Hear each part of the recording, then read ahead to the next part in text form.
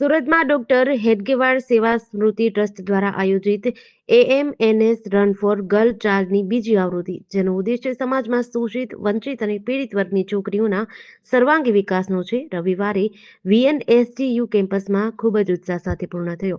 ICC chairman Jay Shah આ કાર્યક્રમમાં મુખ્ય મહેમાન હતા. શાહે જણાવ્યું કે રમતગમતમાં ભારતને વૈશ્વિક સ્તરે ઓળખ અપાવવાનો સંકલ્પ લેવામાં આવ્યો છે. 2036 ઓલિમ્પિક ભારતમાં યોજાશે અને દેશમાં ઓછામાં ઓછા 100 મેડલ જીતશે. આમાંથી 10 મેડલ ગુજરાતના હશે, જ્યારે 2 મેડલ મહિલા ખેલાડીઓ દ્વારા જીતવામાં આવશે. તેમણે જણાવ્યું કે 2024 ઓલિમ્પિકમાં ભારતે 8 મેડલ જીત્યા હતા, પરંતુ આગામી વર્ષોમાં લક્ષ્ય ઘણું મોટું છે. તેમણે ભારતીય મહિલા ક્રિકેટ ટીમની સિદ્ધિઓની પ્રશંસા કરી હતી. આ ચેરિટી દોડમાં 8,000 થી 10,000 દોડવીરોએ ભાગ લીધો. આ દોડ 21, 10, 5 અને 2 કિલોમીટરની શ્રેણીમાં યોજાઈ હતી.